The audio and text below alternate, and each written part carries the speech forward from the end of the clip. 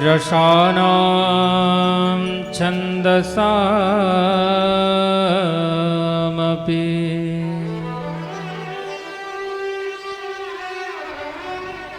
मंगलानां च कर्तारो वन्दे वाणी विनायको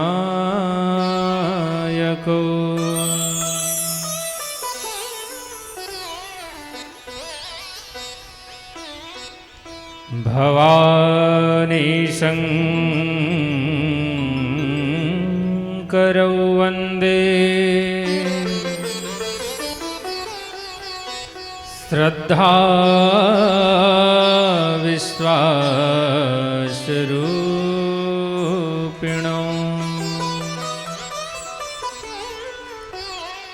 याभ्यां विना न पश्यन्ति सिद्धः स्वान्तस्त्वमीश्वरम्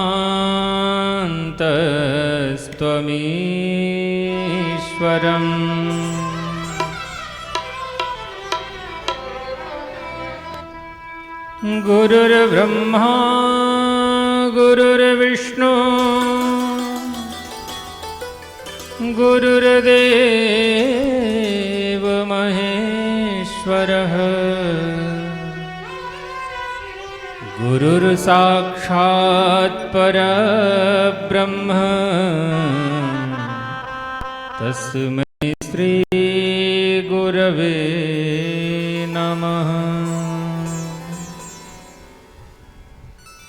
जाकी सेवा भाव से मुग्ध भये श्री राम, ऐसे श्री हनुमंत को मेरो बारंबार प्रणाम। मेरी भव बाधा हरो राधा नागर सो, जातन की झाई परे श्याम हरित दुति हो।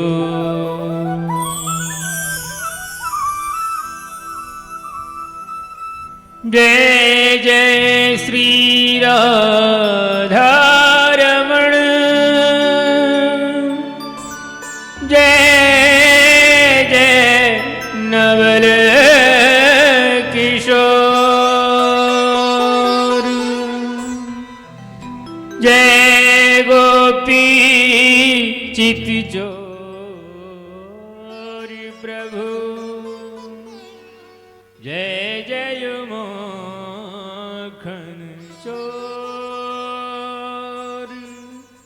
जय जय माखन चोर। कर्पूर गौरम करुणावतारम संसार सारम भुजगेंद्रहारम। कर्पूर गौरम, सब गाइए जय हो। संसार सारम भुजगेंद्रहारम, सदा वसंतम हृदयारविंदे भवं भवानी सहितं नमामि।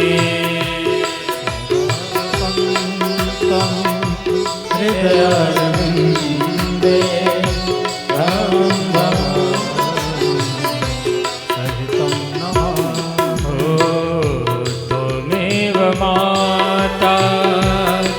पिता त्वमेव त्वमेव बन्धो च सखा त्वमेव त्वमेव माता च पिता त्वमेव त्वमेव बन्धो च सखा त्वमेव त्वमेव विद्या द्रविणं त्वमेव त्वमेव विद्या च द्रविणं त्वमेव त्वमेव सर्वं मम देवदेव हरे राम राम राम हरे हरे हरे कृष्ण कृष्ण कृष्ण हरे हरे हरे राम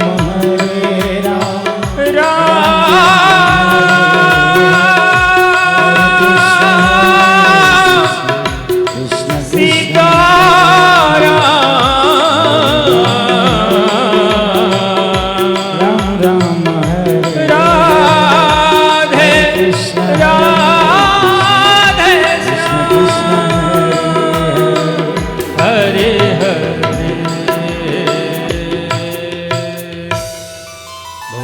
श्रीमद्भागवत महापुराण की श्री राधा वल्लभ सरकार की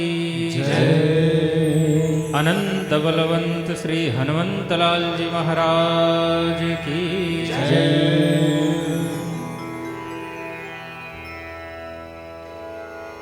ओम स्वस्ति श्री गणेशाय नमः श्री सरस्वत्यै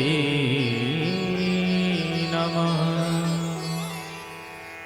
श्री राधा कृष्णाभ्यां नमो नमः।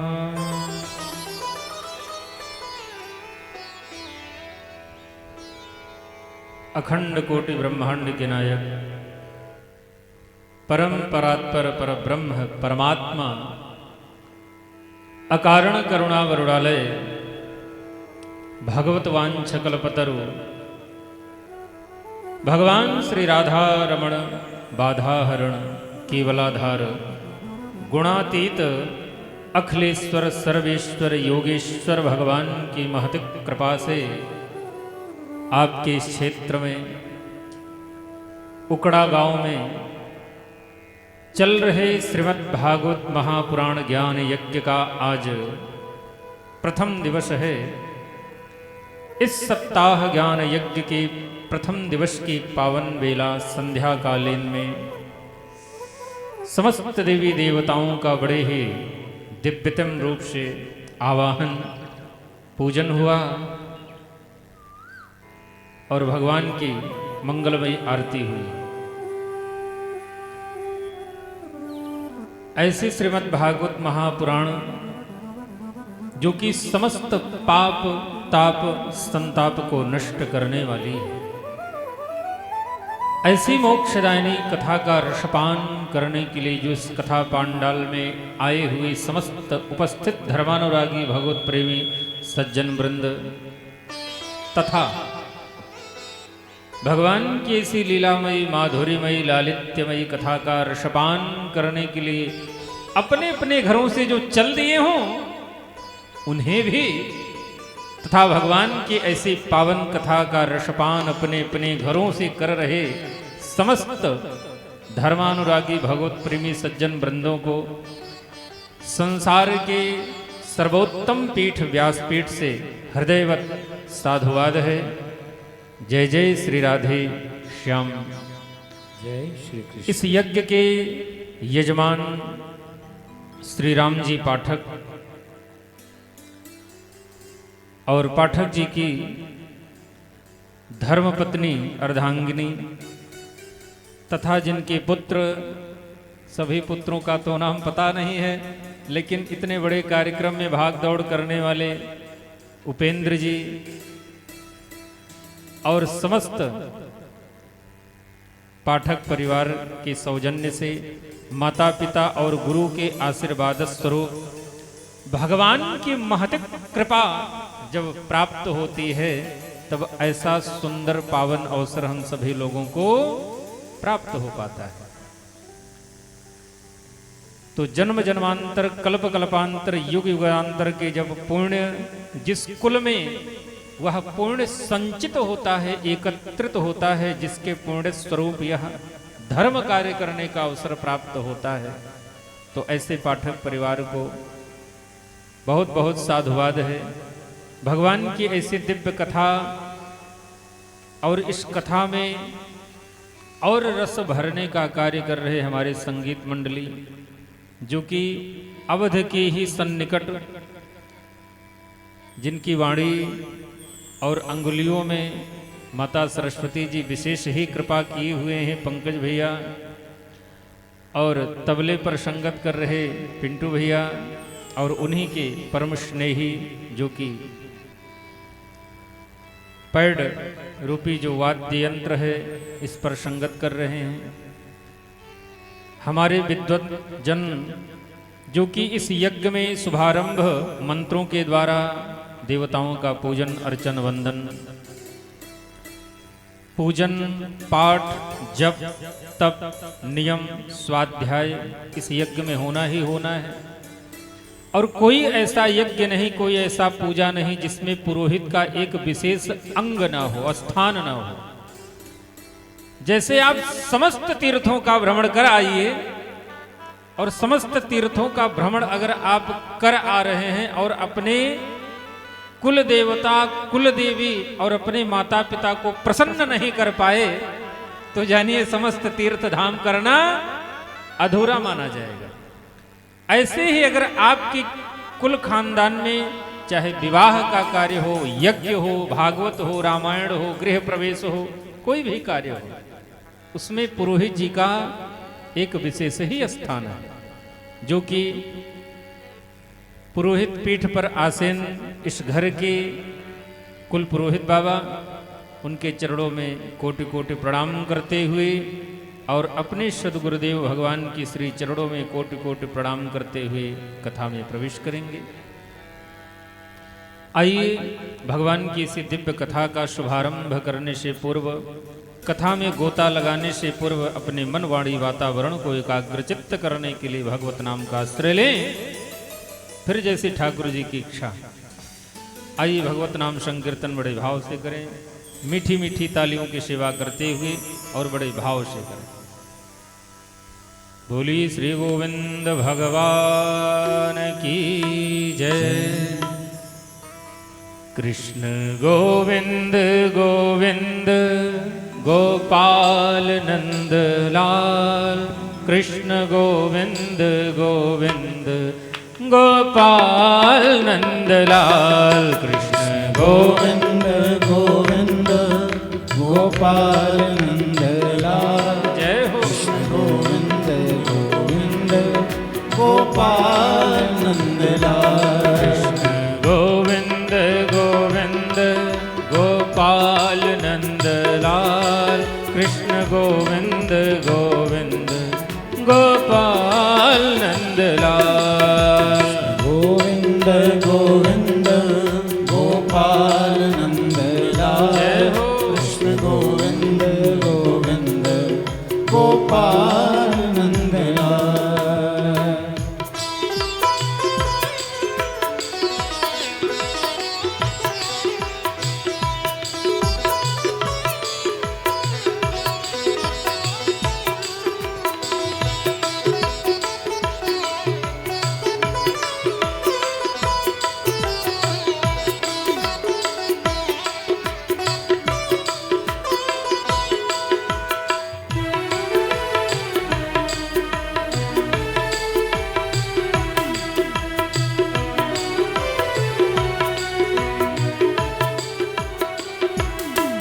गोपाल नंदलाल गोपाल नंदलाल गोपाल नंदलाल गोपाल नंदलाल गोपाल नंदलाल गोपाल नंदलाल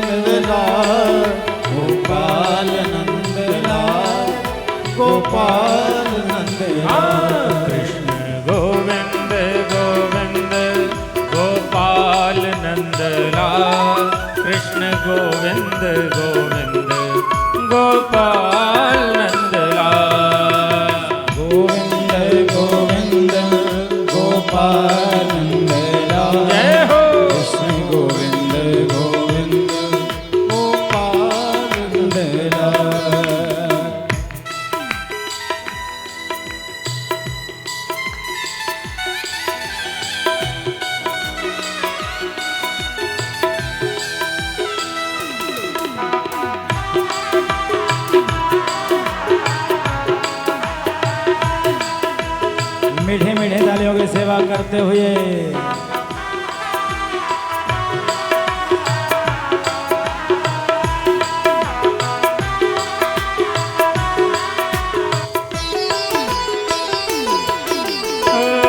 बंदऊ गुरु पद पदुम परागा सुरुचि सुबास सरस अनुरागा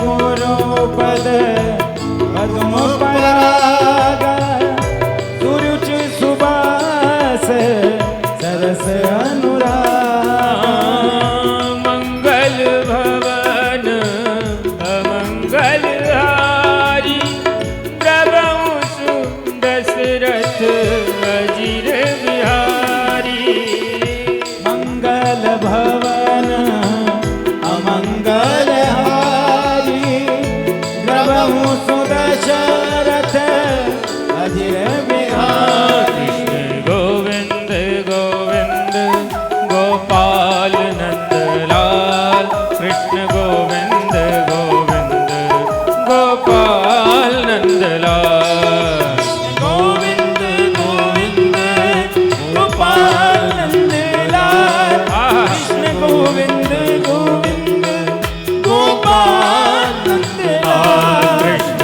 गोविंद गोविंद गोपाल नंदलाल कृष्ण गोविंद गोविंद गोपाल नंदलाल गोविंद गोविंद गोपाल नंदलाल कृष्ण गोविंद गोविंद गोपाल नंदलाल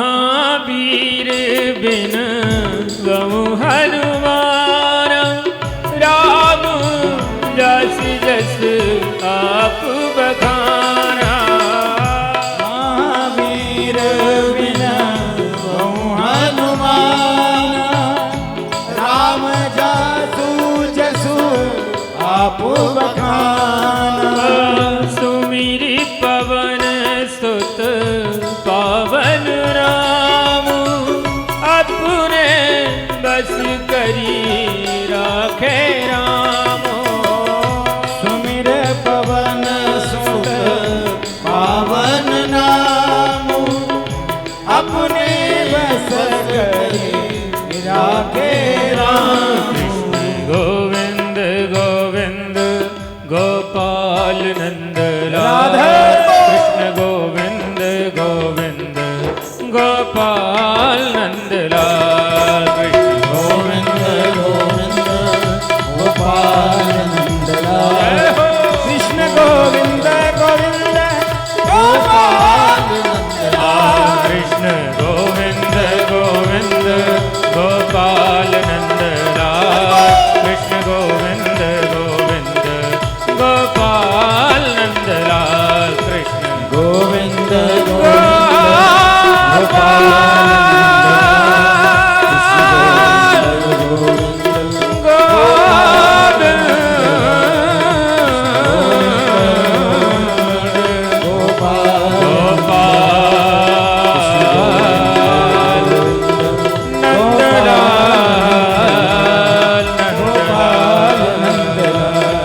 गोपाल नंदलाल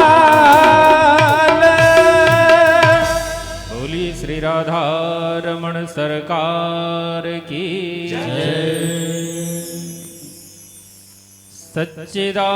सच्चिदानंद रूपाय विश्वोत्पत्त्यादिहेतवे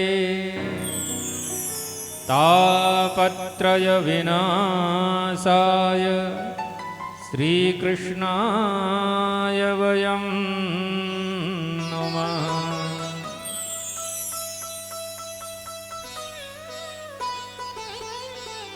जैसे आज आप लोग इस उकड़ा गांव में राम जी पाठक जी के यहाँ, उपेंद्र भैया के यहाँ श्रीमद् भागवत महापुराण की दिव्य कथा श्रवण करने के लिए आप लोग पधारे हुए हैं, ऐसे ही नैमिषारण्य क्षेत्र में एक नहीं, 100 नहीं, 88,000 ऋषि महात्मागण एकत्रित होकर के गंगा जी के पुलिन पावन तट पर बैठ कर के भगवान की दिव्य कथा श्रवण करने के लिए पधारे हुए थे, जिनका प्रतिनिधित्व कर रहे श्री शौनक जी महाराज।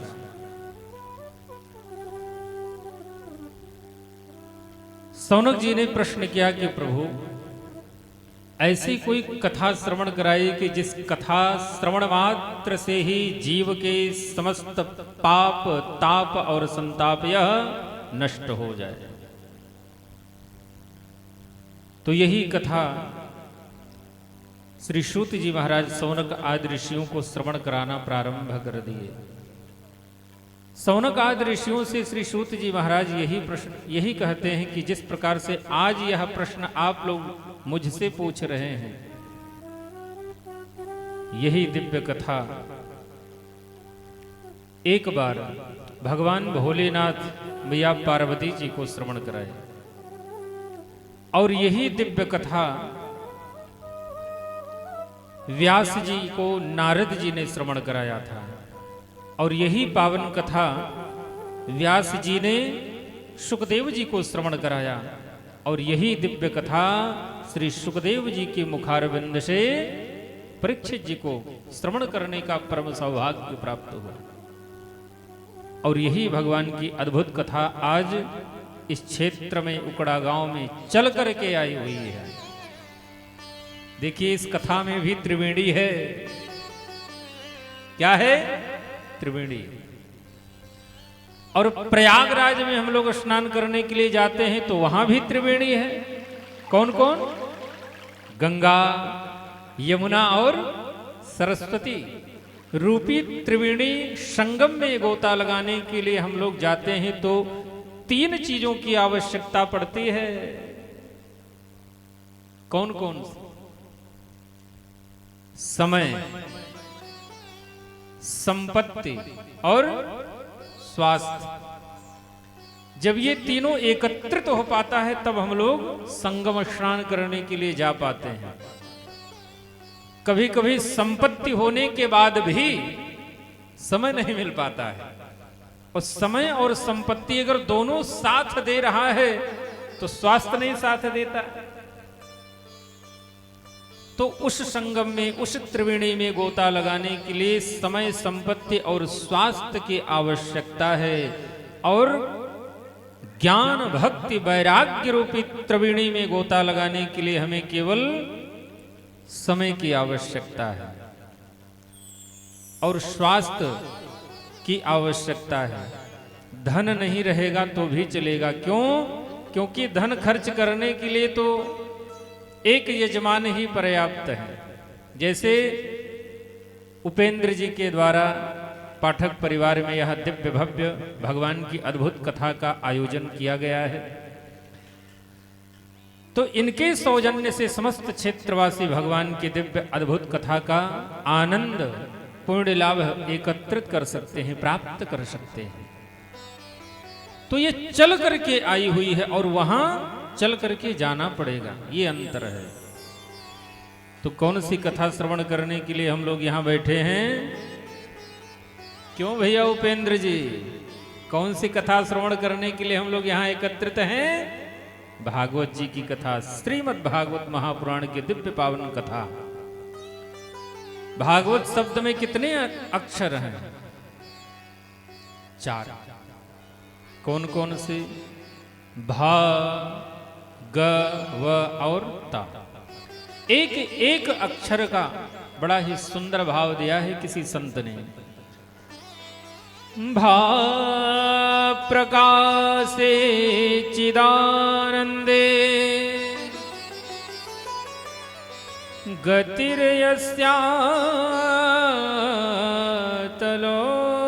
गतिर्यस्यातलौकिकी वरिष्ठं सर्वशास्त्राणां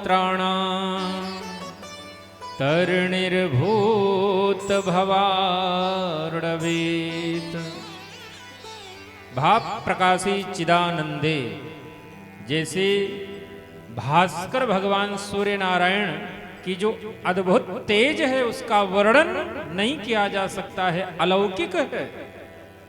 गतिर यस्यात् अलौकिकम, इसकी जो गति है अलौकिक है। वरिष्ठम सर्वशास्त्राणाम, समस्त शास्त्रों पुराणों में ज्येष्ठ श्रेष्ठ और वरिष्ठ है यह श्रीमद् भागवत जी की कथा। इससे क्या होता है? तरणिर्भूत भवार्णवेत, यहां तक कि केवल मानव का ही नहीं प्रत्येक जीव का, और मानव तन प्राप्त होने के बाद भी भगवान की कथा का पुण्य लाभ अगर जीव नहीं प्राप्त कर पाता है तो येन केन प्रकारेण प्रेत योनि मिल जाए, और प्रेत योनि में जाने के बाद भी भगवान की ऐसी अद्भुत कथा का रसपान कर ले तो भी इस कथा से उसका परम कल्याण हो जाएगा। क्योंकि तरणिर्भूत भवार्णवेत, भूत प्रेतों का भी उद्धार हो जाता है। ये कोई साधारण ग्रंथ नहीं है, ये कोई साधारण पुराण नहीं है, ये अलौकिक है। क्यों? यह वही श्रीमद् भागवत महापुराण है जिसमें परब्रह्म परमात्मा भगवान नारायण की श्यामलता बसी हुई है। एक एक अक्षर में उनकी श्यामलता छिपी हुई है। तो ऐसी दिव्य कथा का रसपान करने के लिए हम लोग इस कथा पांडाल में बैठे हैं। तो श्रीमद् भागवत महापुराण की कथा हम लोग क्यों सुने? कारण क्या है? क्या गर्ज है, क्या आवश्यक है कि इतना धन खर्च किया जाए, इतना समय खर्च किया जाए, इतनी व्यवस्था की जाए? क्यों? क्यों उपेंद्र भैया? भोजन क्यों किया जाता है? उदर तृप्ति के लिए। वस्त्र क्यों धारण किया जाता है? तन ढकने के लिए। श्वास क्यों लिया जाता है? जीवित रहने के लिए। अलंकार क्यों किया जाता है? आकर्षण के लिए। ऐसे ही भगवान की कथा क्यों श्रवण की जाए? क्योंकि इसी से समस्त जीव का कल्याण निहित है। इसी से जीव का उद्धार होना है, परम कल्याण होना है, सदगति होनी है। इसलिए भी हम लोगों को सुनना चाहिए, क्योंकि जिस परम पिता जगदीश्वर की महती कृपा से हम लोग जीवित हैं, श्वास ले रहे हैं, सूर्य का किरण और हवा भी फ्री में मिल रहा है, तो ऐसे परमात्मा के हम लोग ऋणी हैं। तो इसलिए हम लोग भगवान का पूजन करें और उनकी दिव्य कथा श्रवण करें। क्योंकि मानव तन प्राप्त करने के बाद इस मानव तन से बहुत सारे अपराध हो जाते हैं, कभी जानकर तो कभी अनजाने में। चलते हैं पैदल तो कितनी चींटियां, कितने जीव मर के दब करके मर जाते हैं, ये लोग हम गणना नहीं कर सकते।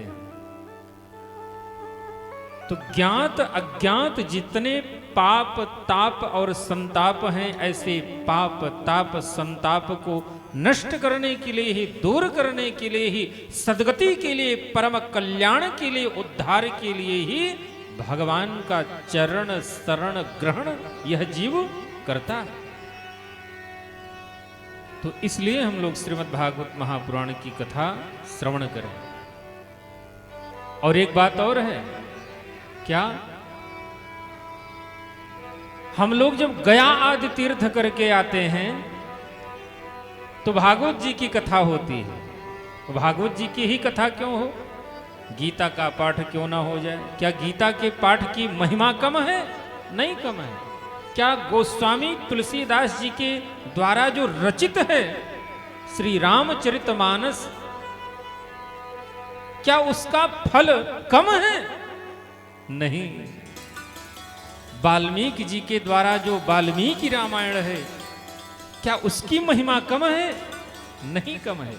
फिर श्रीमद् भागवत महापुराण ही क्यों श्रवण किया जाता है? क्योंकि यही मोक्षदायिनी है।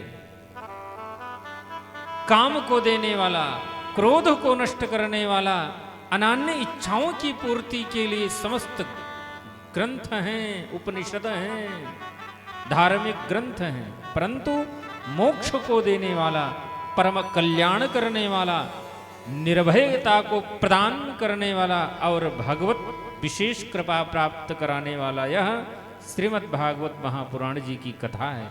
इसलिए श्रीमद् भागवत जी की कथा श्रवण करें।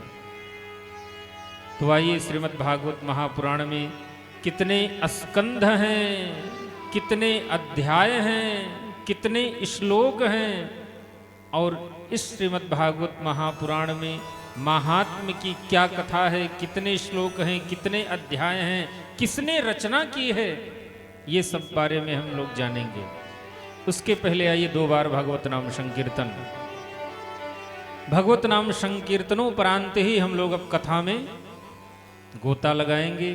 चूंकि आज कथा का प्रथम दिवस है तो आज कथा कम ही समय चलना है, तो समय का ध्यान देते हुए कथा भी विश्राम करना है। तो आइए 2 बार भगवत नाम संकीर्तन, फिर कथा में गोता लगाएंगे। बोली गोविंद भगवान की जय। राधा रमण राधा रमण राधा रमण भजो राधा रमण राधा राधा रमन राधा रमन भजो राधा रमो राधा रमण राधा रमण राधा रमण भजो राधा रमण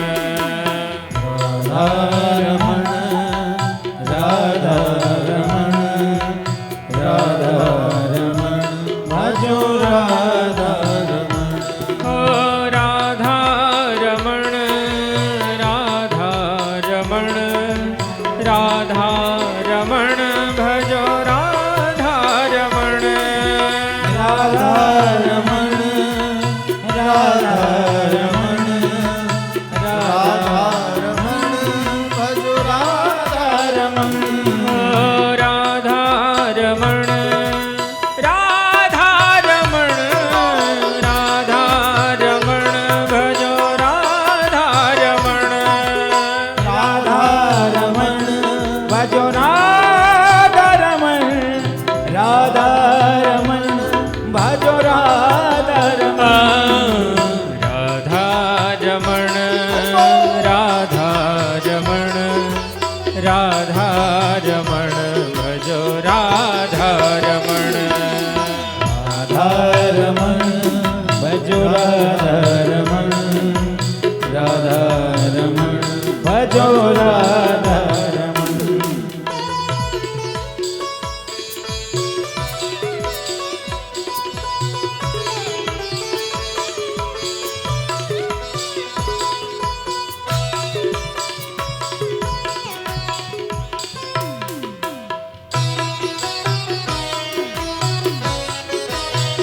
जय हो।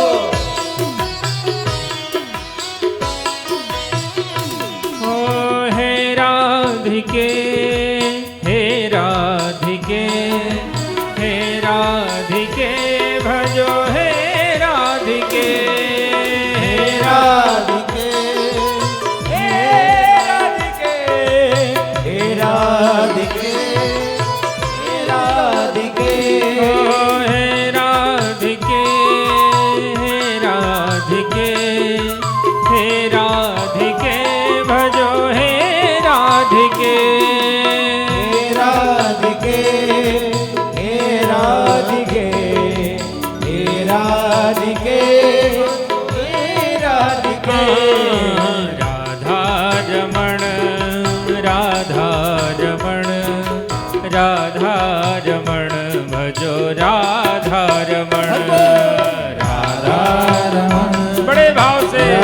रमन राधा रमन भज राधा रमन राधा रमण राधा रमण राधा रमण भजो राधा रमण राधा रमन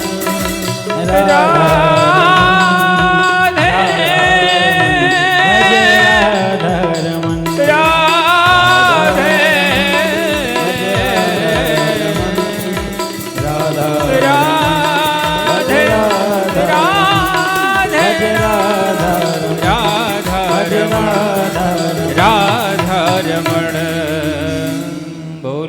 राधा रमण सरकार की जय हो। भगवान की ऐसी दिव्य कथा का रसपान नैमिषारण्य क्षेत्र में कर रहे 88,000 ऋषि महात्मागण, जिनका प्रतिनिधित्व श्री शौनक जी महाराज कर रहे हैं, श्री सूत जी महाराज भगवान की दिव्य कथा का रसपान करा रहे हैं। इस श्रीमद् भागवत महापुराण में कितने स्कंध हैं? 12। 12 स्कंध हैं। कितने अध्याय हैं? 365 अध्याय हैं। कितने श्लोक हैं? इस श्रीमद् भागवत महापुराण में 18,000 श्लोकों की व्याख्या की गई है। रचना किसने करी है? ब्रह्मा जी के जो मानस पुत्र कहे गए हैं श्री वेदव्यास जी महाराज, कृष्णद्वैपायन, और श्रीमद् भागवत महापुराण की रचना इन्होंने कहाँ की? सरस्वती नदी के पुलिन पावन तट पर करी है। क्यों करी?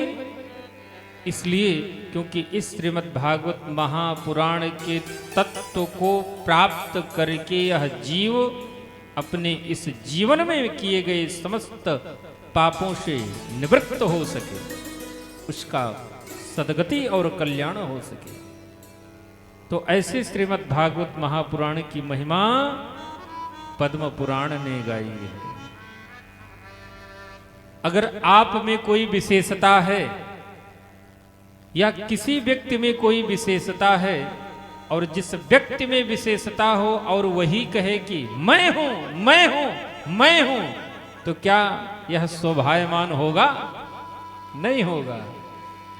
अगर आपकी महिमा का बखान अन्य कोई कर रहा है तो जानिए वो शोभायमान हो जाता है, उसकी शोभा बढ़ जाती है। तो ऐसे ही श्रीमद् भागवत महापुराण की महिमा का वर्णन किए हैं श्री पद्म पुराण जी ने। और पद्म पुराण ने कितने अध्यायों में महिमा गाई है? 6 अध्यायों में गाई है। कि श्रीमद् भागवत महापुराण जैसा कोई पुराण नहीं है। 17 पुराणों की रचना करी है वेदव्यास जी महाराज ने, फिर भी उनके मन को शांति नहीं मिली, और उनका अंतःकरण तुष्ट पुष्ट संतुष्ट कब हुआ? जब श्रीमद् भागवत महापुराण की रचना इन्होंने की, फिर उसके बाद किसी पुराण की रचना करने की आवश्यकता नहीं पड़ी। तो ये श्रीमद् भागवत महापुराण है जो कि ज्ञान, भक्ति और वैराग्य प्रदाता है। तो ऐसे श्रीमद् भागवत महापुराण के महात्म्य के प्रथम अध्याय के प्रथम श्लोक का हम सभी लोग श्रवण करें कि किस प्रकार से इसकी महिमा गाई गई है। सच्चिदानंद रूपाय विश्वोत्पत्त्यादिहेतवे तापत्रय विनाशाय श्रीकृष्णाय वयं नमः। भगवान का स्वरूप क्या है, भगवान का स्वभाव क्या है और भगवान को किस प्रकार से प्रणाम किया गया है, इस श्लोक के माध्यम से जानेंगे। सतघन चितघन आनंद स्वरूप है हमारे परमात्मा। इसीलिए तो उन्हें सच्चिदानंद कहा गया है। सत माने सत्य, चित्त और आनंद,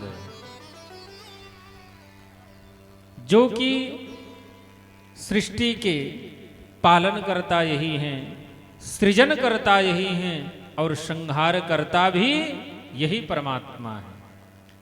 और यही परब्रह्म परमात्मा के असंख्य रूप हैं, परंतु 3 रूप प्रमुख हैं। कौन कौन? ब्रह्मा, विष्णु और शिव। ये ब्रह्मा का रूप कब लेते हैं परब्रह्म परमात्मा? जब सृष्टि का विस्तार करना होता है, पालन करने की जब पारी आती है, तो वही परब्रह्म परमात्मा भगवान विष्णु के रूप में आ जाते हैं। और इसी सृष्टि को जब लय में परिवर्तित करना होता है, तो वही परब्रह्म परमात्मा साक्षात शिव स्वरूप हो जाते हैं, शिव के रूप में आ जाते हैं। तो वही पालन करता है, सृजन करता है और संहरण करता है। तापत्रय विनाशाय। 3 प्रकार के ताप हैं भैया। कौन कौन से? पूज्यपाद कविकुल कमल दिवाकर गोस्वामी तुलसीदास बाबा बड़े सुंदर भाव से लिखते हैं क्या? दैहिक दैविक भौतिक तापा, दैहिक दैविक तापा, दैहिक दैविक भौतिक तापा, दैहिक दैविक भौतिक तापा, दैहिक दैविक भौतिक तापा, दैहिक दैविक भौतिक तापा, दैहिक दैविक भौतिक तापा, दैहिक दैविक भौतिक तापा। राम राज का नहीं व्यापा, राम राज का नहीं व्यापा, राम राज का राज का राज का। आहा, कितने प्रकार के ताप हैं? 3 प्रकार के। देवताओं के द्वारा जो हमें पीड़ा मिले, कष्ट मिले, उसे दैविक, देवताओं के द्वारा दैविक ताप कहा गया है। और दैहिक, जो शरीर में कोई रोग उत्पन्न हो जाए, पाका, फुंसी, फोड़ा या बुखार, सर्दी या असाध्य कोई रोग हो जाए, तो वो दैहिक रोग है, दैहिक ताप है। और तीसरा क्या है? भौतिक ताप, जो संसारियों के द्वारा हमें वह ताप प्राप्त हो जाए, वो भौतिक ताप कहा गया है। तो दैहिक, दैविक और भौतिक तीनों तापों से मुक्त कराने वाले कौन हैं? ये श्रीमद् भागवत महापुराण जी। और ये श्रीमद् भागवत महापुराण किसके प्रतिमूर्ति है? भगवान परब्रह्म परमात्मा भगवान श्री कृष्ण जी के प्रतिमूर्ति। तो ऐसे श्री कृष्णाय वयं नुमः, ऐसे श्री कृष्ण भगवान के श्री चरणों में हम सभी बार बार प्रणाम करेंगे। बोलिए श्री कृष्णचंद्र भगवान की जय। तो श्रीमद् भागवत महापुराण के प्रथम श्लोक का वर्णन इस प्रकार से श्री सूत जी महाराज सौनकादि ऋषियों से करते हैं। तो ऐसी दिव्य कथा है। आइए इस कथा में गोता लगाएंगे। एक समय की बात है, ब्रह्मा जी के 4 पुत्र मानस पुत्र हैं, जिनका नाम है सनक, सनंदन, सनातन और सनत कुमार। ये चारों महात्मा बद्रिकाश्रम जा रहे थे सत्संग करने की इच्छा से। कदा हि विशालायां चत्वारः ऋषयो मलाः सत्संगार्थं समायाता दद्रसुस्तत्र नारद। ये सत्संग करने के लिए जा रहे थे। देखिए भाई, जो संत हैं उन्हें सत्संग ही प्रिय होगा, है? और जो चोर होंगे उन्हें चोरी प्रिय होगा, और जो मद्यपान करने वाले हैं उन्हें तो बस वही प्रिय होगा। जो जुआ खेलने वाले हैं जुआरी, उन्हें जुआ अति प्रिय होगा, हैं? उसी प्रकार से जो संत महात्मा हैं उन्हें क्या प्रिय है? सत्संग प्रिय है। सत्संग शब्द से अर्थ सत का संग करना, तो वही सत्संग है। सच्चे व्यक्तियों का साथ कर लेना ही सत्संग है। सद्गुणी हो जाना यही सत्संग है। परमात्मा से जुड़ जाना यही वास्तविक सत्संग है। अच्छे मार्ग पर चलना यही तो सत्संग है। और क्या सत्संग है? तो ऐसे सनक सनंदन सनातन सनत कुमार सत्संग करने की इच्छा से जा रहे थे, तो नारद जी से भेंट हो जाती है। और ये नारद जी कौन है? ये ब्रह्मा जी के मानस पुत्र हैं, जो कि भगवान के मन कहे गए हैं। और भगवान का मन वहीं जाता है। कहाँ जाता है? जहां परमात्मा कुछ ना कुछ लीला करने वाले होते हैं। तो देवर्षि नारद जी से भेंट हो जाती है। और आज देवर्षि नारद जी का मुखमंडल लटका हुआ है, गिरा हुआ है, धूमिल है, बड़े चिंतित हैं। तो ब्रह्मा जी के मानस पुत्र नारद जी के मुखमंडल को देख करके चारों महात्माओं ने कहा, कथम ब्रह्मन् दीन मुखः कुतश्चिंता तुरो भवान् त्वरितं गम्यते कुत्र कुतश्चागमनं तव। ए बाबा, आपका मुखमंडल इस प्रकार से गिरा हुआ है, क्या बात है? क्यों चिंतित हैं? नारद बाबा के नेत्रों में अश्रु आ जाते हैं। कोई व्यक्ति बहुत अधीर हो, चिंतित हो, चिंता में ग्रस्त हो, लीन हो, डूबा हो, और ऐसे व्यक्ति से कोई पूछ ले, भैया अरे क्या हाल है, सब कुशल मंगल है ना, तो निःशब्द हो जाएगा, मौन हो जाएगा और भाव विभोर हो जाएगा कि चलो ऐसे समय में भी कोई मेरा हाल चाल कुशल क्षेम पूछने वाला तो है। तो नारद जी के नेत्रों में अश्रुबिंद आ गए। इदानीं शून्य चित्तोऽसि गतवित्तो यथा जनः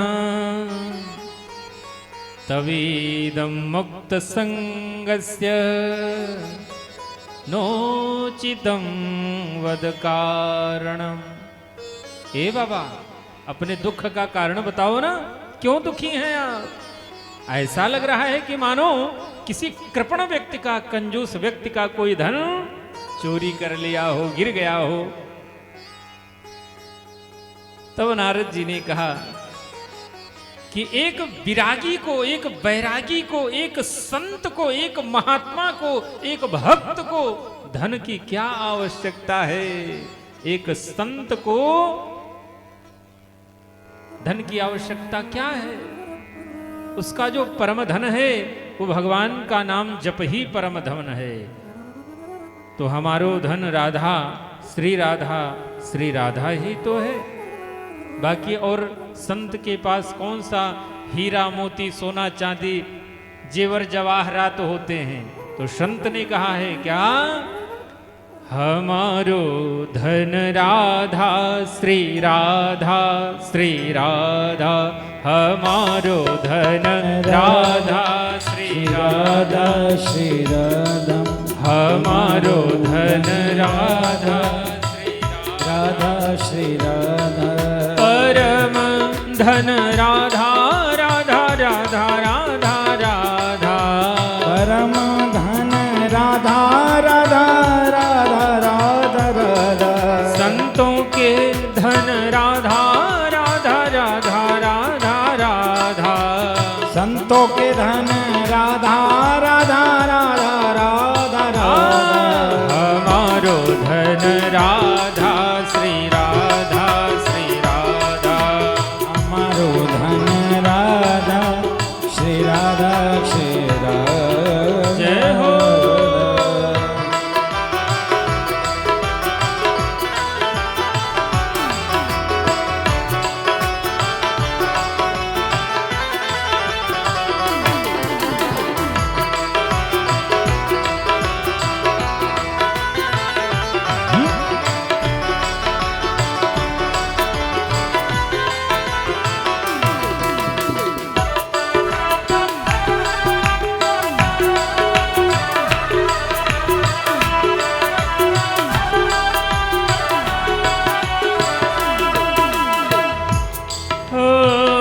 सीताराम चरण रति मोरे, अनुदिन बढ़ऊं अनुग्रह तोरे।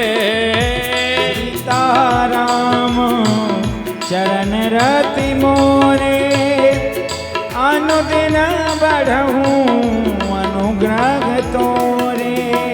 सिय राम मैं सब जग जानी, करहूं प्रणाम जोरी जुग पारी। सिय राम में सब जग जाने, करहूं प्रणाम जोरी जुग पानी। संतों के धन राधा राधा राधा राधा राधा, संतों के धन राधा राधा राधा राधा राधा, परम धन राधा श्री राधा श्री राधा, परम धन राधा श्री राधा श्री राधा। जय हो।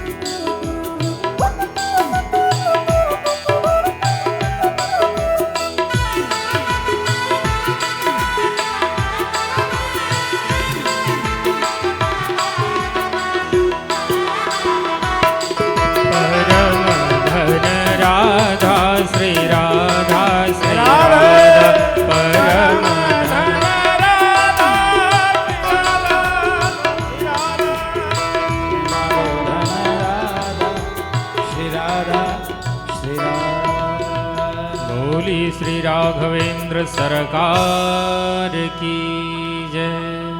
श्री राधा कृष्ण भगवान की जय। एक संत का जो परम धन है वो क्या है? नाम जप ही है। भगवान के नाम रूपी धन को ही परम धन कहा गया है। परम धन कहा गया है। तो कहा कि बाबा तब काहे को चिंता में डूबे हुए हैं? स्वस्य दुःखस्य कारणम, अपने दुख का कारण बताइए। तब नारद जी ने कहा मैं हरिक्षेत्र गया, कुरुक्षेत्र गया, श्रीरंगम गया और समस्त तीर्थों का भ्रमण करता हुआ मैं अन्य लोक में भी गया, लेकिन मेरे मन को शांति नहीं मिली। कारण एक ही कारण है भैया। क्या? हरिक्षेत्रम कुरुक्षेत्रम श्रीरंगम सेतुबंधनम एवमादिषु तीर्थेषु ब्रह्माण इतस्तदा।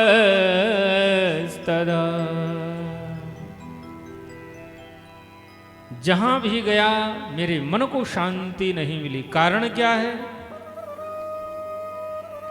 जो दिखते हैं वो हैं नहीं, और जो हैं वो दिखाई नहीं पड़ते। क्योंकि दिखावा रूपी जो आवरण लगा हुआ है लोगों के स्वभाव में, ये वास्तविक स्वभाव को ढंक देता है। मन में कुछ और है, मुखमंडल पर कुछ और है, वाणी में कुछ और है, क्रियाएं कुछ और हो रही हैं। इसी बात का दुख है। नारद जी कह रहे हैं क्या कि जो लोग हैं वो दिखाई नहीं पड़ते, और जो दिख रहे हैं वो है नहीं। और तीर्थ में जब मैं गया तो तीर्थों में रहने वाले व्यक्ति ही तीर्थ की महिमा को घटाते चले जा रहे हैं। क्योंकि तीर्थ की महिमा व्यक्ति ही बनाता है और व्यक्ति ही धूमिल कर देता है। कुछ लोग आस्था लेकर के जाते हैं कि भैया हम फला तीर्थ जा रहे हैं, चित्रकूट जा रहे हैं, हरिद्वार जा रहे हैं, वैष्णो माता के धाम में जा रहे हैं। और वैष्णो माता के धाम में पहुंच करके वहाँ के जो दुकानदार हैं, वहाँ के जो वाहन चालक हैं, वहाँ के जो पुजारी बाबा हैं, अगर आपके साथ अभद्रता व्यवहार करें तो क्या आपका वह भाव उस तीर्थ के प्रति बना रहेगा? कदापि नहीं। तो इसलिए तीर्थों की महिमा वहां के रहने वाले लोग ही घटाते चले जा रहे हैं। तो मेरे मन को शांति नहीं मिल रही है।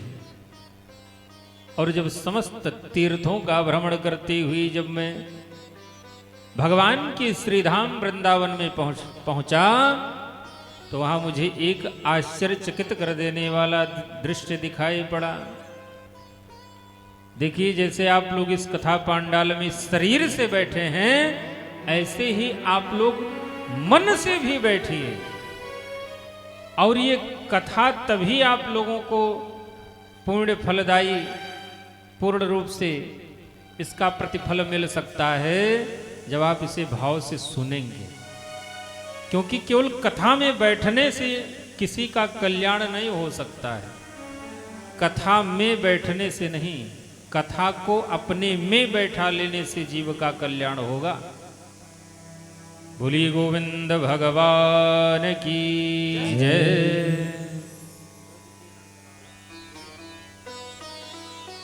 अब जो है पहुंच गए। क्या देखा कि यमुना जी के पुलिन पावन तट पर एक नई नवेली सुंदर युवती बैठी हुई है। यमुना जो की वह कलकल निनाद करती हुई, वह जो जल का ध्वनि है ना, वो कर्ण प्रिय है, कानों को बड़ा ही प्रिय लग रहा है। चिड़ियां चहचहा रही हैं, शीतल मंद सुगंध हवा बह रहे हैं। ऐसे सुरम्य स्थल पर जब नारद जी पहुंचते हैं ना, तो उनका मन आह्लादित हो जाता है, गदगद हो जाता है कि वाह क्या दृश्य है भगवान के इस तीर्थ में। तो उस नई नवेली स्त्री के स्वरूप को देखा, और उस नई नवेली स्त्री के युवती के गोद में दो बूढ़े पुरुषों को लेटा हुआ देखते हैं। और सारी देवियां बैठ करके कोई पंखा डुला रही हैं, कोई चंवर डुला रही हैं, तो कोई आंचल से पंखा कर रही हैं। तो नारद जी को बड़ा ही आश्चर्य हुआ। उनके कदम वहीं रुक जाते हैं। क्यों रुक जाते हैं? क्योंकि नीति कहती है, शास्त्र कहते हैं, उपनिषद कहते हैं, और विद्वत जन का भी यही कहना है कि जहां दो लोग आपस में वार्तालाप कर रहे हों, वहां नहीं जाना चाहिए। कब तक? तब तक जब तक वहां से कोई आपका आवाहन ना करे, बुलाए ना, तब तक नहीं जाना चाहिए। पता नहीं आपस में क्या मंत्रणा कर रहे हैं, राय परामर्श ले रहे हैं। जहां समूह बैठा हो वहां नहीं जाना चाहिए जब तक वहां से आवाहन ना हो कि ए भैया आओ आओ आओ आओ। जब तक ये आवाहन ना हो जाए तब तक नहीं जाना चाहिए। तो नारद जी के कदम वहीं रुक जाते हैं और जैसे ही नारद बाबा के कदम रुकते हैं तब तक आवाज आती है, भो भो साधो क्षणं तिष्ठ मच्चिन्तामपि नाशय दर्शनं तव लोकस्य सर्वथा घरं परम। ए बाबा, अरे रुक जाइए ना, क्योंकि आपके दर्शन मात्र से ही मेरा अंतःकरण पुलकित हो गया है। मेरे हृदय में जो एक भार सा लग रहा था वह हल्का हो गया है। उस युवती के आवाहन पर नारद बाबा वहां पहुंच जाते हैं और जैसे ही नारद बाबा पहुंचते हैं तो युवती, वो देवी रोने लग जाती है। और रोता देख नारद बाबा ने कहा, हे देवी, क्यों रो रही हैं आप? कारण क्या है? स्वस्य दुःखस्य कारणम, अपने दुख का कारण व्यक्त करो, क्यों रो रही हो? कहा, बाबा, मैं अपने भाग्य को दोष दूं या इस पृथ्वी के स्पर्श का दोष दूं? क्योंकि पृथ्वी तत्व से जो भी जुड़ा हुआ है, पृथ्वी से जिसका भी स्पर्श हुआ है, वो साक्षात परमात्मा ही क्यों ना हो, उन्हें दुख तो झेलना ही पड़ा है। तो हे प्रभु, मैं अपने भाग्य को कोसूं या इस पृथ्वी के स्पर्श को कोसूं, मैं किसे दोष दूं? नारद जी ने कहा, आखिर बात क्या है? क्यों दुखी हो? तो कौन है आप, बताइए ना। तब उन्होंने कहा,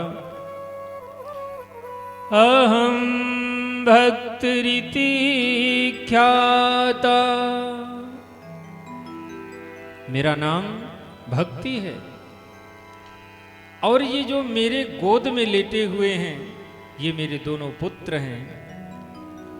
इमौ में तनयौ मतौ, नाम क्या है इनके? ज्ञान वैराग्य नामानो कालयोगेन जर्जरौ। जब काल चक्र बदलता है ना भैया, तो राजा रंक बन जाता है। अब जब काल चक्र अनुकूल हो जाता है तो रंक भी राजा हो जाता है।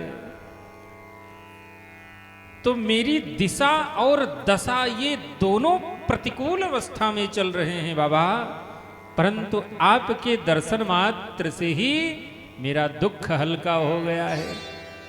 ए बाबा, आप यहीं रहिए ना मेरे पास ही, क्योंकि आपके स्वरूप में जो ओज है, जो तेज है, जो प्रसन्नता है ना, उसका मैं शब्दों से वर्णन नहीं कर सकती। उत्पन्नी द्रविड़ीशाहं वृद्धिं कर्णाटके गता, क्वचिन क्वचिन महाराष्ट्रे गुर्जरी जीर्णतांगता। मेरा नाम भक्ति है। वही भगवान की आह्लादनी प्रियतमा, वही परम प्रिया भक्ति हूं मैं। और मेरे ये दोनों संतान हैं, ज्ञान और वैराग्य। परंतु नारद जी को विश्वास नहीं हुआ। कारण, मां जवान रहे और बालक बूढ़े हो जाएं, क्या ये संभव है? नहीं संभव है। या तो तुम झूठ बोल रही हो। ये कैसे मान लूं कि आपके ही पुत्र हैं? तब उन्होंने कहा, द्रविड़ देश में मेरी उत्पत्ति हुई है। कर्नाटक में मैं धीरे धीरे बढ़ने लगी और कहीं कहीं महाराष्ट्र में भगवान की भक्ति का प्रचार प्रसार होने लगा। और जैसे ही गुजरात में पहुंची तो गुर्जरी जीर्णतांगता, गुजरात के लोगों ने मुझे अंग भंग कर डाला। तो बतलाइए भैया, दुकान पर अमूल्य वस्त्र पड़ी हुई हो और उसका क्रय विक्रय करने वाला कोई ना हो तो रखे रखे उसकी महिमा स्वतः ही कम होती चली जाती है। तो ऐसे ही ज्ञान को कोई प्राप्त नहीं करना चाहता है, वैराग्य को कोई धारण नहीं करना चाहता है, भक्ति कोई करना ही नहीं चाहता है, तो ज्ञान भक्ति वैराग्य की जब पूंछ कम हो गई तो महिमा कम हो गई, तो बतलाइए तो जर्जर अवस्था में नहीं पहुंच जाएंगे? कहाँ? तो वही मेरे साथ हुआ है, मेरे पुत्रों के साथ हुआ है। किसी प्रकार से प्राणों की रक्षा करती हुई भगवान के ऐसे प्रेम धाम वृंदावन में हम पहुंचे हैं। जैसे ही यहां मैं पहुंची, मैं तो युवती हो गई, जवान हो गई, स्वस्थ हो गई, रोग मुक्त हो गई, परंतु मेरे दोनों पुत्रों की स्थिति ऐसी जर्जर अवस्था में बनी हुई है कि एक मां के कलेजे से पूछो ना, उस माता पिता के हृदय से पूछो जिस माता पिता के नेत्रों के सामने ही पुत्र रोगी हो जाए, वृद्ध हो जाए, निर्धन हो जाए, तो ऐसे माता पिता के हृदय से पूछिए। आज मेरी भी वही स्थिति हुई है कि मेरे नेत्रों के सामने ही मेरे पुत्र जर्जर अवस्था को पहुंच गए हैं। तो भक्ति मैया के ऐसे दुख को, पीड़ा को, वेदना को देख करके नारद जी से रहा नहीं गया और दोनों पुत्रों को जगाने का प्रयत्न करने लगे। हाथ में गंगा जल लेकर के सिंचन किया है। ओ ज्ञान, ओ वैराग्य, उठो उठो उठो उठो, नहीं उठते हैं। तो वेद वेदांग घोषैश्च गीता पाठैर मुहुर्मुहु, वेद मंत्रों का उच्चारण करने लगते हैं, उपनिषदों का वाचन करने लगते हैं, गीता का बार बार पाठ करने लगते हैं, फिर भी ज्ञान और वैराग्य के दुख दूर नहीं हुए। नारद जी को बड़ी चिंता हुई, आकाशवाणी हुई, हे बाबा सतकर्म करो, सतकर्म करो, सतकर्म करो। अब नारद जी मन ही मन विचार कर रहे हैं कि अब तक मैं क्या कर रहा था, सतकर्म ही तो कर रहा था। तो वही नारद जी जब वहां से चलते हैं भक्ति मैया को सांत्वना दे करके, मैया, हे भक्ति मैया, आप चिंता ना करें, ऐसा कोई रोग नहीं है जिसकी दवा इस संसार में बनी ना हो। आप एकदम निश्चिंत रहिए, आपके पुत्रों की दुख जरूर दूर होंगे। देखिए, जब डॉक्टर कुशल होता है तो मरीज वहां पहुंचता है तो डॉक्टर की बातों से ही आधा रोग उसका दूर हो जाता है। अगर डॉक्टर कुशल नहीं है तो रोगी का रोग दूर नहीं हो सकता है, क्योंकि सबसे बड़ा रोग मन का रोग होता है। मन में जो रोग चिपका हुआ है वो तब तक दूर नहीं हो सकता है जब तक संशय को दूर नहीं किया जाएगा। तो संशय को दूर करने के लिए कुशल डॉक्टर होना चाहिए। तो कुशल डॉक्टर हैं नारद जी। अब नारद जी ने कहा कि निश्चिंत हो जाओ, तुम्हारे दुख अब दूर होने वाले हैं।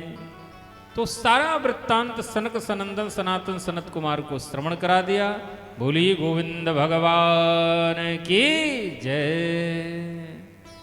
आप लोग जयकारा थोड़ा जोर से लगाया कीजिए। मान लीजिए हमारे जजमान महोदय या उनकी अर्धांगिनी को निद्रा आ जाए तो जयकारा से निद्रा, जो आलस्य रूपी निद्रा है, वो उकड़ा गांव से दूर चला जाए। बोलिए गोविंद भगवान की जय हो। तब उन्होंने कहा कि बस इतनी छोटी सी बात के लिए आप इतने दुखी हैं, इतने चिंतित हैं, इतने व्यथित हैं, इतने बेहवल हैं। कहाँ ये आपको छोटा सा दुख लग रहा है कहाँ? तब उन्होंने कहा जिसका किसी भी प्रकार से कल्याण ना होता हो उसके लिए एक ही साधन है, वह क्या? ये मानवा पाप कृतस्तु सर्वदा सदा दुराचार रता विमार्गगाः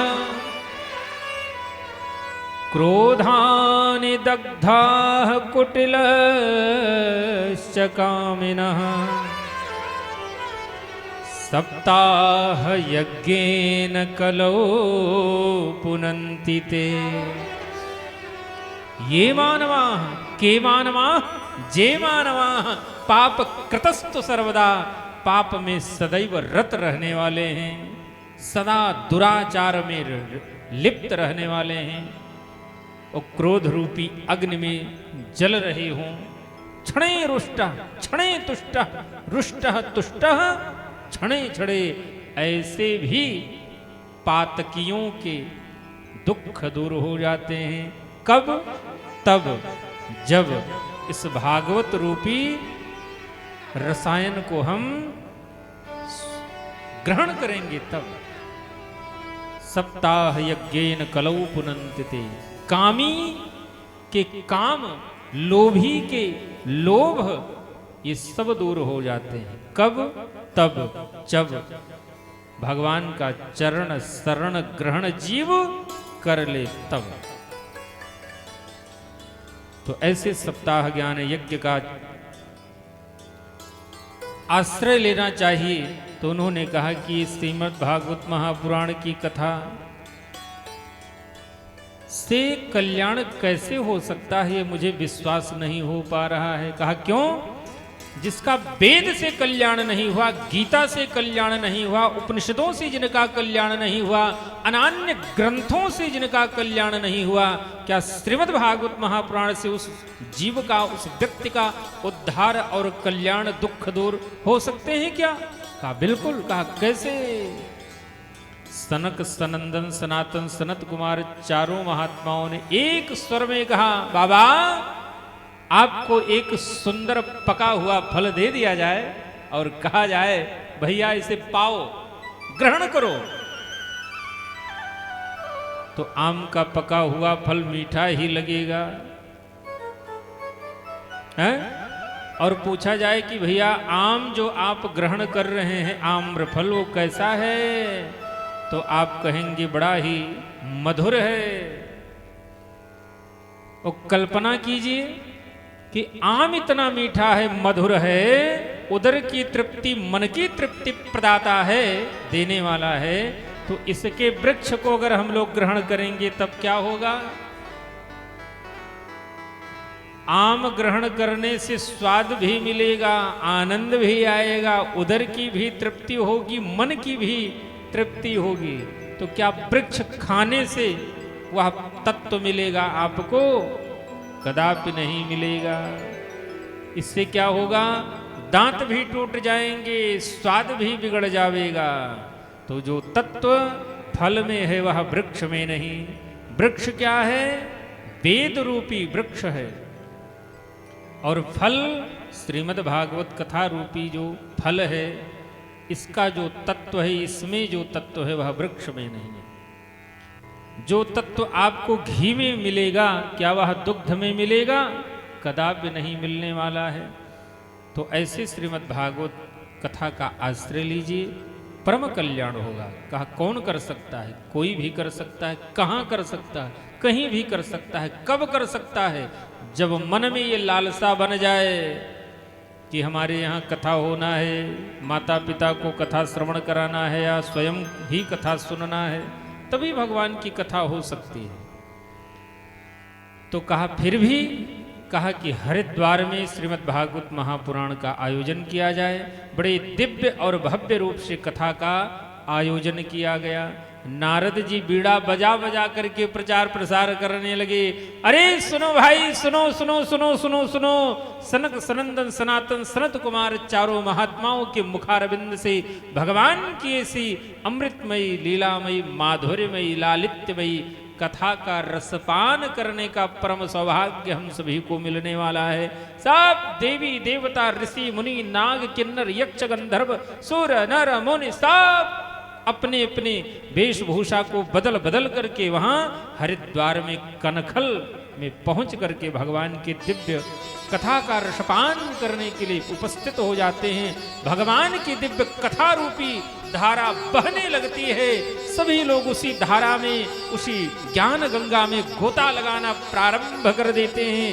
ज्ञान वैराग्य और भक्ति ये तीनों समस्त श्रोताओं के अंतःकरण से प्रस्फुटित होकर के नृत्य करने लगती है और नृत्य करने लगती है। ब्रज के नंदलाला, हे प्रभु, हे नागर, हे नटवर नागर, हे मेरे श्याम सुंदर। देखिए आश्चर्य की बात क्या है, कथा कहाँ हो रही? हरिद्वार में। ज्ञान भक्ति वैराग्य कहाँ है? वृंदावन के पुलिन पावन तट पर, यमुना जी के पुलिन पावन तट पे। और वही ज्ञान भक्ति वैराग्य कहाँ प्रकट हो जाते हैं? हरिद्वार में। कब? तब जब भगवान की कथा रूपी रसायन से समस्त श्रोताओं के हृदय में ज्ञान भक्ति का संचार होने लगता है, तब वही ज्ञान भक्ति वहां से अदृश्य होकर के यहाँ प्रकट हो जाते हैं और नृत्य करने लगते हैं। बोली श्री गोविंद भगवान की। आज वही भक्ति मैया प्रकट होकर के नारद बाबा के समक्ष खड़ी हो जाती हैं और उनके नेत्र में अश्रु आ गए हैं। देखिए, जब पहली बार नारद जी मिले थे तब भी भक्ति मैया रो रही थी, आज मिली हुई हैं तो फिर भी भक्ति मैया रो रही है, लेकिन दोनों के अश्रुओं में अंतर है। तब दुख के आंसू थे और दुख के आंसू कैसे होते हैं? गरम गरम। गम के आंसू गरम होते हैं भैया, और सुख के आंसू, प्रसन्नता के आंसू ठंडे होते हैं। आज ठंडे अश्रुओं से नारद बाबा को अभिसिंचित कर देती हैं भक्ति मैया और गदगद मुक्त कंठ से कहते हैं कि प्रभु आज तो हम आपके ऋणी हो गए हैं। तो नारद जी ने कहा कि इसमें मेरा कोई श्रेय नहीं है। जो सज्जन हैं, जो संत हैं, हृदय के वास्तविक संत हैं, वो श्रेय लेना नहीं चाहते हैं भैया। कोई अच्छा कार्य कोई कर देता है तो कहते हैं हमने किया, हमने किया, हमने किया। लेकिन अच्छा कार्य अपने द्वारा अगर हो जाए तो ये कह करके निकल लेना चाहिए वहां से कि परमात्मा ने किया। क्यों? क्योंकि करही करा वही भन जहीं सोई। वही करता है, वही कर्म है, वही क्रिया है, वही सब कुछ करने वाले, हम तो एक माध्यम हैं। तो क्या होगा? जीव के स्वभाव में अहंकार का प्रादुर्भाव नहीं हो सकता है। तो नारद बाबा ने कहा कि मैंने तो कुछ किया ही नहीं, जो करने वाले हैं ये मेरे परमात्मा है, मेरे ठाकुर जी, उन्हीं के चरण शरण को ग्रहण करो। तब भक्ति मैया कहती हैं बड़े भाव से, क्या? हरि ब्रज के नंद लाला श्री राधा जी के सांवरिया,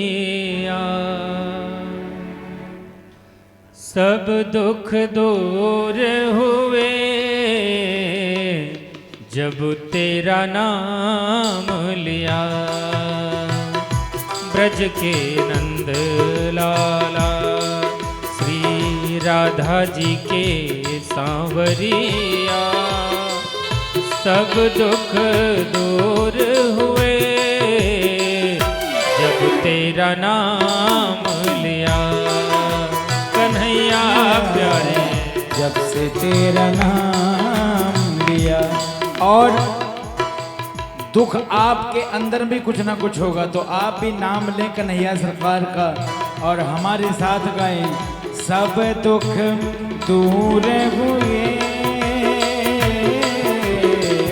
जब से तेरा नाम लिया। गिरधर गोपाल जब से तेरा नाम लिया।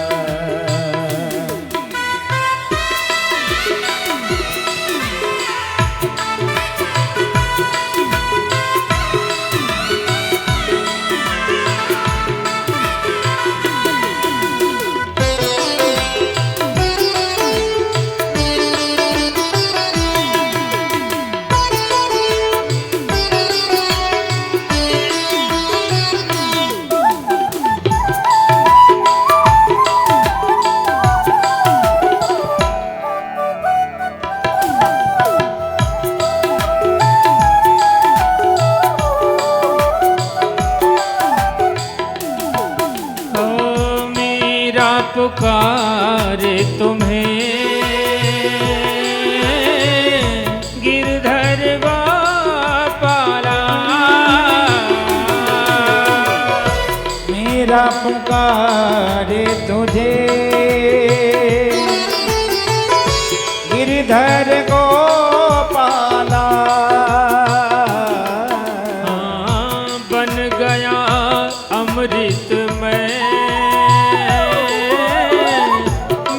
का भरा प्याला। बन गया अमृत में विष का भरा प्याला। विष का भरा प्याला। कौन मिटाए उसे, हे नाथ कौन उसे मिटा सकता है। जाको राखे साइयां मार सके ना कोई। कौन मिटाए उसे जिसे तूने राख लिया। सब दुख दूर हुए जब तेरा नाम लिया।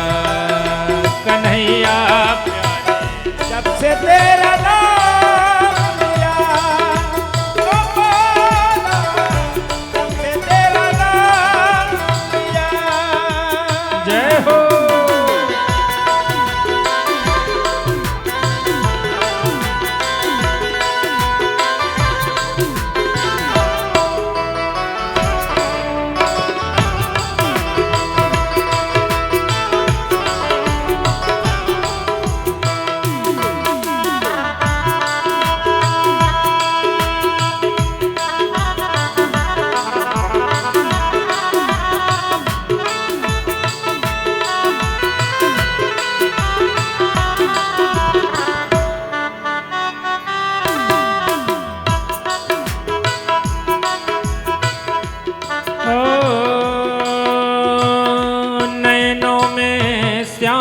बसे मन में बनवारी। नैनों में श्याम बसे नैनों में गिरधारी। सुध बिसराई गई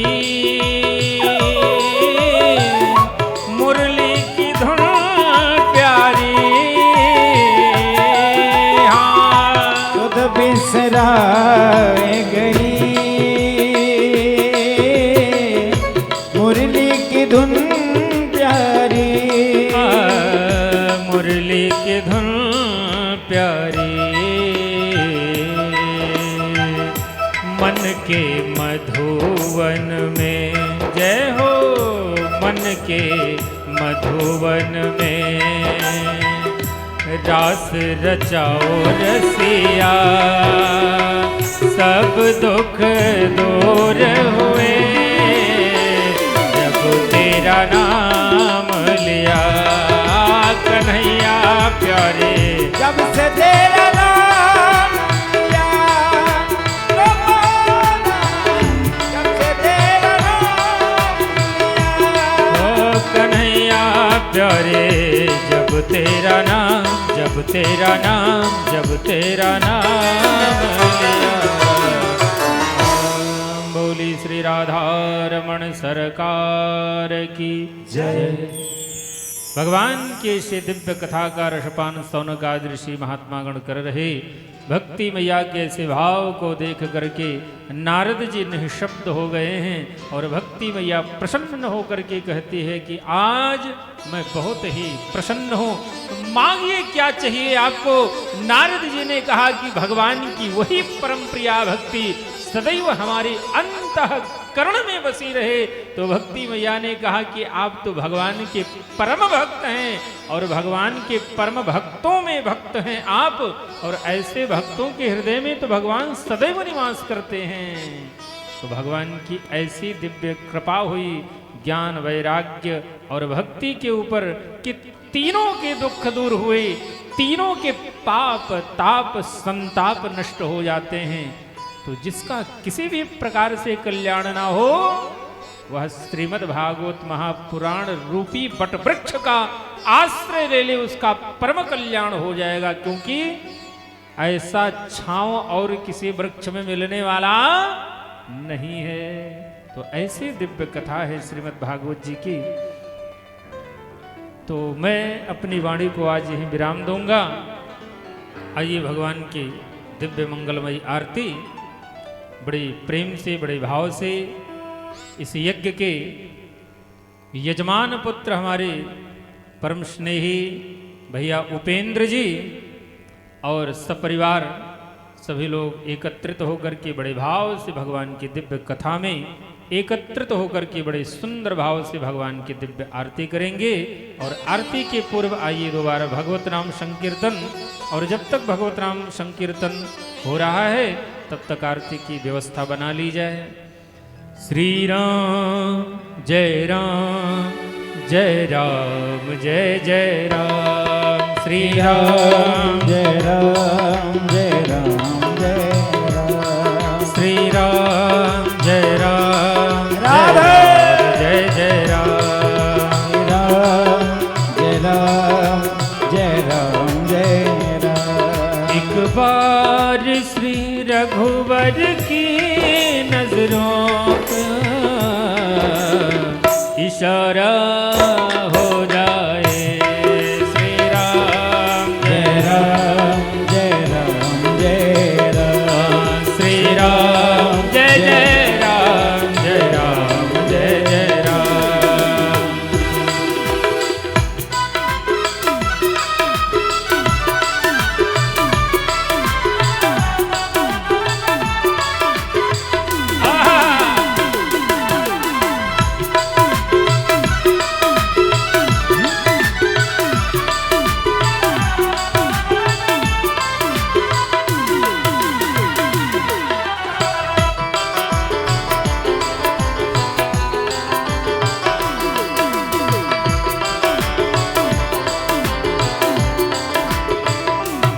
श्री राम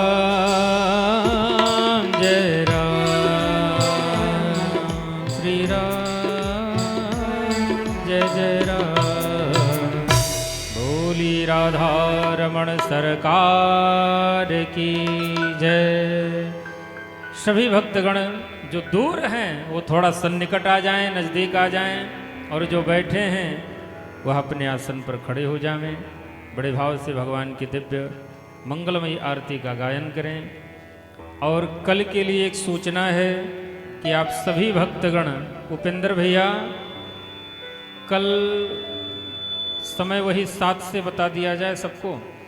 हमारे यज्ञ के यजमान जी की ओर से आप समस्त क्षेत्रवासियों को तथा जहाँ तक ये हमारी आवाज़ जा रही है ऐसे समस्त भगवत भक्तों को सूचित किया जा रहा है कि आपके क्षेत्र में चल रहे श्रीमद् भागवत महापुराण ज्ञान यज्ञ का आज प्रथम दिवस है, परंतु कल द्वितीय दिवस की कथा के सायंकाल बेला में 7 बजे भगवान की दिव्य कथा प्रारंभ हो जाएगी।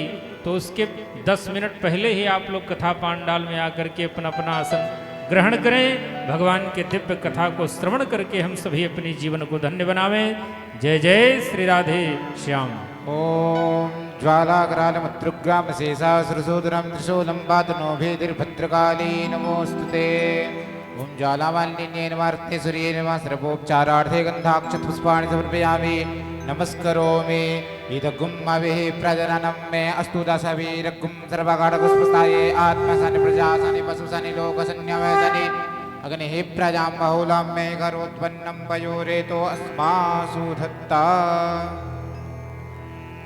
आरती उतारूं प्यारे तन मन वारूं। आए अपने अपने स्थान पर खड़े होकर प्रथम दिवस की पावन आरती का दर्शन। आरती उतारूं प्यारे तन मन वारूं। हे गिरधारी तेरे आरती उतारूं। शिवा के बिहारी तेरी आरती उतारूं। आरती उतारूं तो पे तन मन वारूं। आरती उतारूं तो पे तन मन वारूं।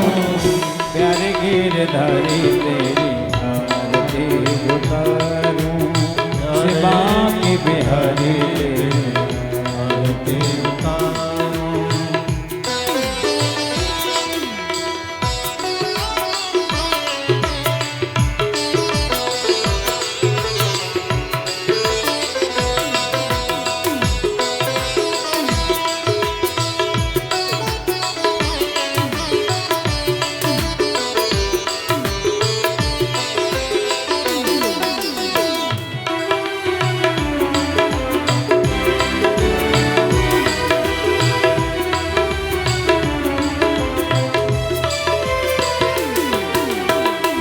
मोर मुकुट तेरे शीस पे सोहे।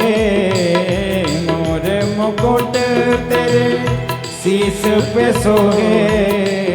प्यारी बंसी मेरो मन मोहे।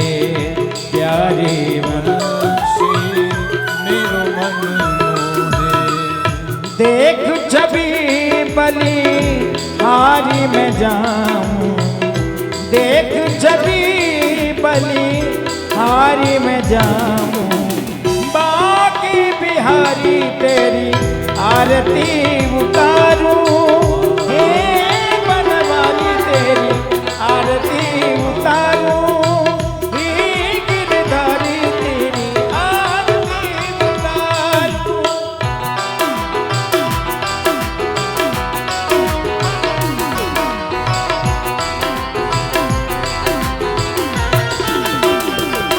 आगे बिहारी लाल की जय हो।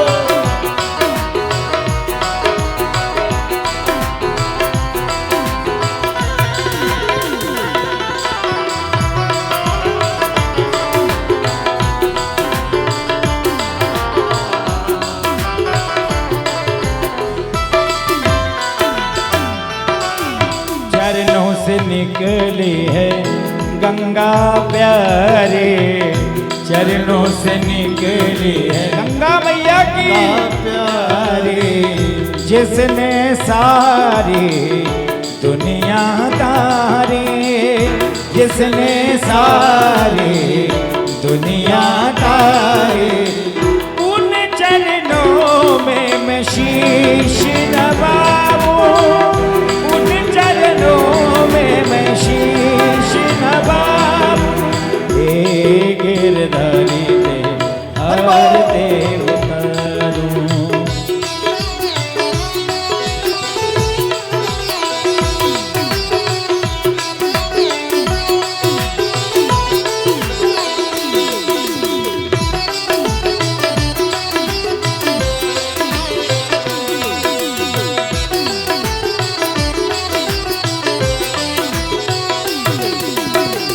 हम भगतन के नाथ आप हो। आइए हम भगतन के नाथ आप हो।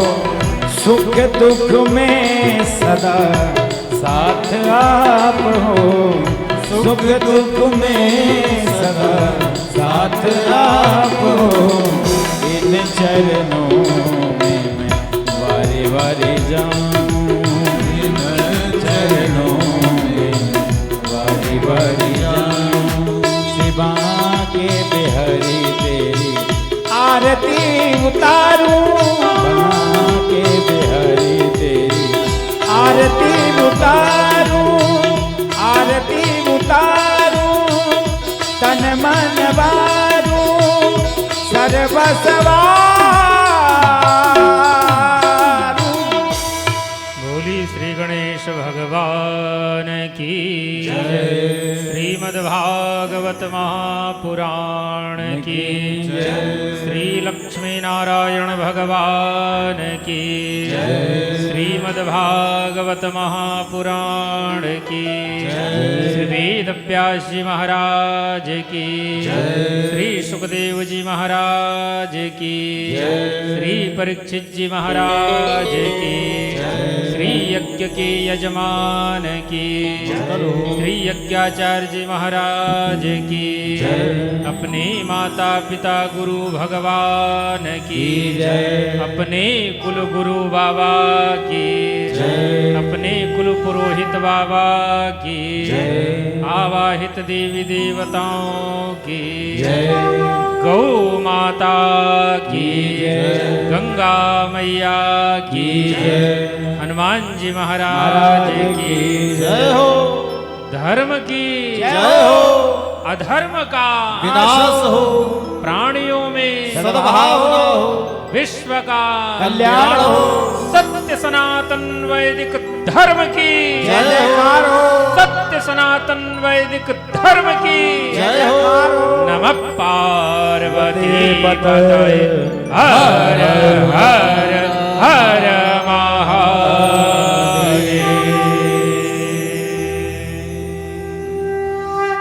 शंभो